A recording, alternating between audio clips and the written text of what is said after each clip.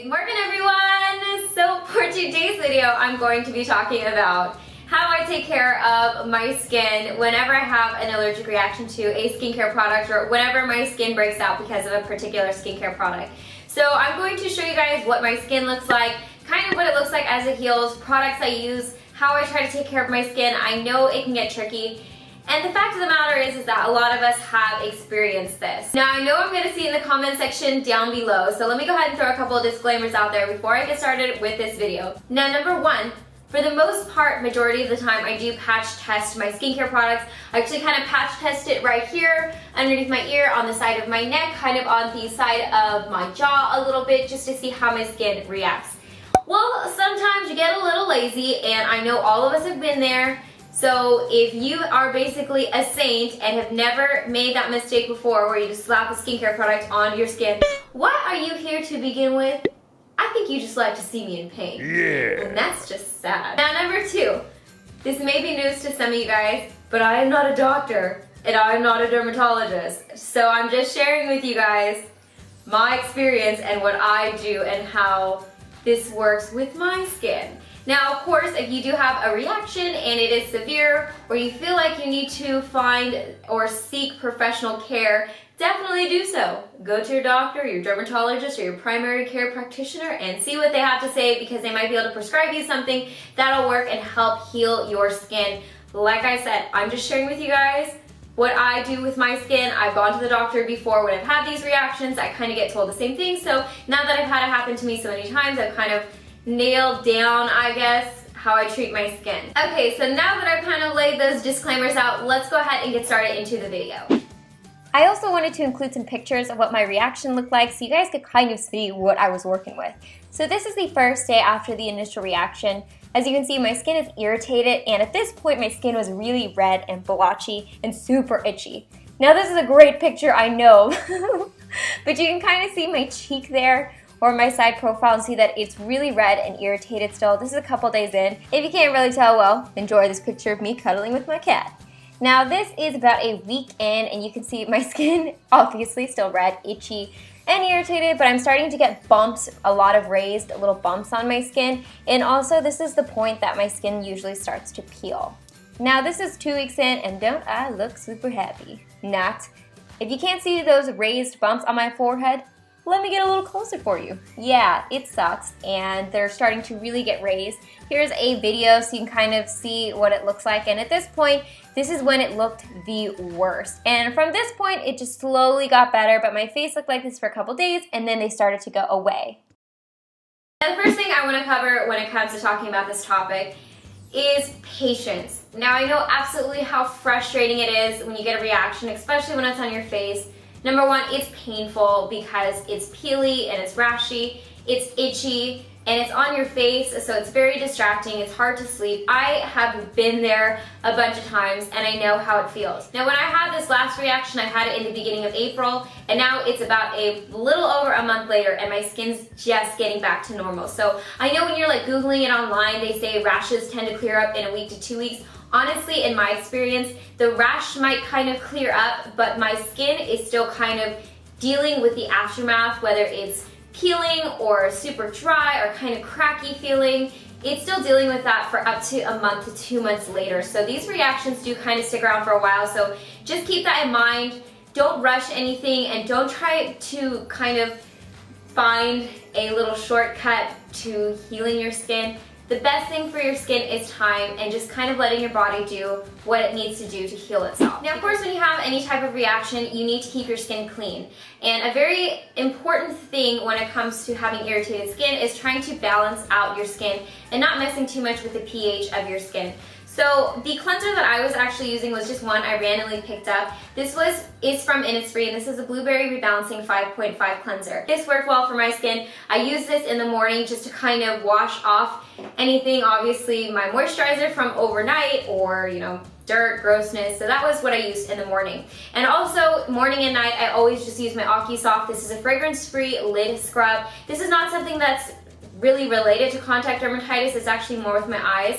But this I found was helpful because it just kind of kept everything clean. It foamed up, so it kind of helped remove anything left over around my eyes. Now, when I was washing my skin at night, I used my Zoom 37 Miracle Rose Cleansing Stick. This guy is totally gone because I was using this while I was having the whole episode and actually before. So again, this is kind of like this cleanser. I knew it wasn't gonna over dry my skin. I kind of already knew how my skin would react to it because obviously when you have a skin reaction, you don't want to introduce too many new products to your skincare routine. Now my skincare routine as far as when I have contact dermatitis is very, very minimal. I do my best to kind of let my body and my skin heal itself, and so in order to do that, you need to kind of place a barrier on your skin to help protect it and allow it to heal and repair itself. And basically this is my lifesaver whenever I have contact dermatitis. This is fragrance-free, which is a big thing whenever you have any type of reaction. You kind of want to stick to fragrance-free products, especially ones that are going to stay on your skin. This is a Lip Creme Concentrate, and this is just kind of a heavy, nourishing moisturizer. So I would use this several times during the night or during the day, just kind of reapply a layer on my skin. I basically kind of tried to keep my skin wet if I wasn't wearing makeup at all times because again, when your skin's dry, it tends to be itchy. This is where it's at. So like I said, this is irreplaceable in my head.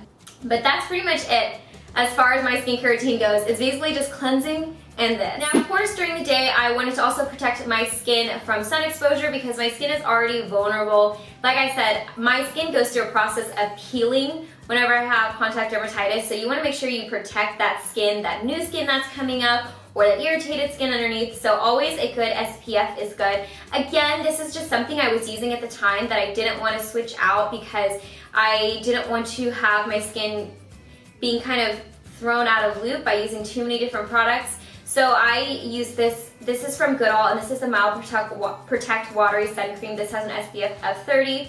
So I just apply this on my skin. It's a nice lightweight liquidy sunscreen, so it wasn't something that felt really heavy on my skin, but it's very important to keep your skin protected. I'm honestly sure that there are better SPFs out there for when you do have these type of reactions on your skin.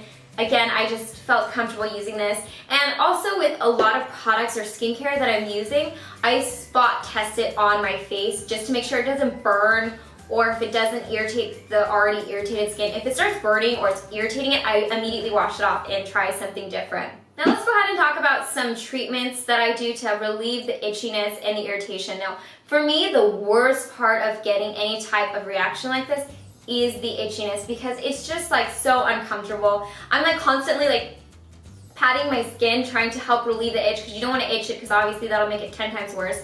So one thing that'll help you is Cool. So I actually always have these in my freezer normally. Yeah, these are kind of constantly on my skin, and I'll roll my skin or stamp my skin whenever I'm watching TV or I'm laying around or I'm kind of around the house. Again, this is kind of something I do normally, but obviously when I have a breakout, I'm doing this more actively. Now, this is probably the only skin treatment that I'm doing on my skin besides the routine that I just showed you guys. And I actually do a honey mask with oatmeal. So I just take a spoonful of honey and I either warm it up or it's already kind of viscous enough for me to use. I mix it with some oats and then I just put it on my skin as a paste. Now, it's kind of messy, so usually what I'll do is I'll kind of draw myself a bath.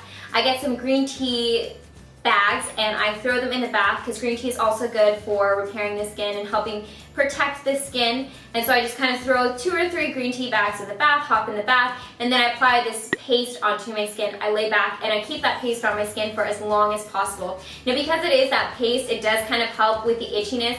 The honey is naturally antibacterial, so it'll help kind of keep the skin clean, and it's also a good moisturizer. Like, honey is a very good humectant, so it helps kind of keep the moisture in your skin. The honey that I use is from Wholesome Natural, and this is raw honey. I get this from iHerb. If you want to use my code MLK760, you get 5% off your order with iHerb. And yeah, I eat this, so this is always in my house too. But again, this is excellent for whenever you are experiencing those breakouts. So now when it comes to medication, I don't know if I can actually recommend this. I think I'll just throw this in there because I'm just being honest about what I do.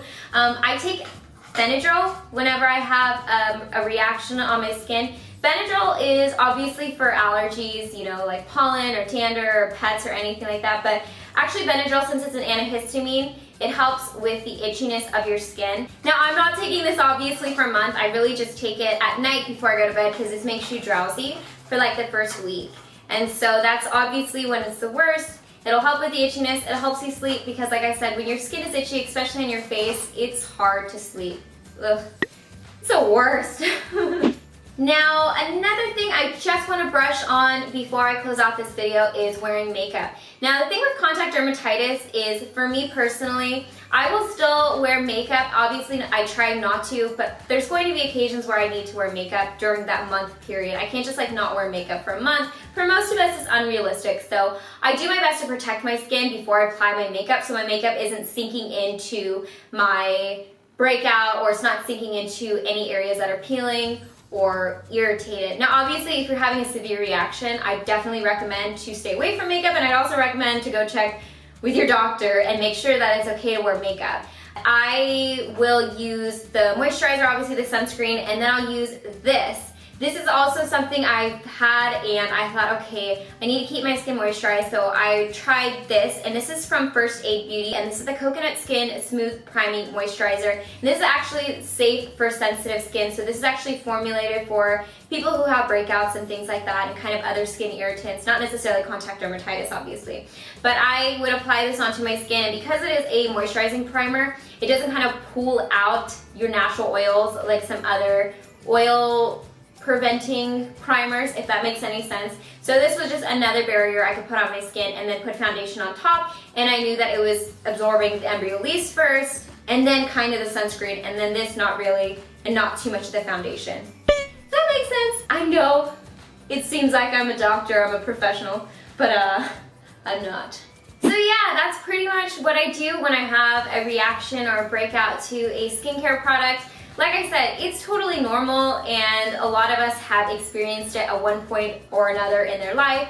And you guys have been asking, because I was posting about it on social media, links below, about my skin and showing you guys, you know, I've got another skin breakout. And so you guys wanted to know what I do whenever I get one. I hope this was helpful. Again, take this all with a grain of salt. This is what I do for my skin. Everyone's skin is different. With things like this, you should definitely go ask your doctor, your dermatologist, and check to make sure that it's okay first, and do your research. So yeah, but I just wanted to share with you guys what I personally do. So I hope this is helpful, and we'll see you in my next video. As always, I hope you guys are happy and healthy, and don't forget to rate, comment, subscribe, share with your friends and family, and I will see you guys in my next video. Bye guys!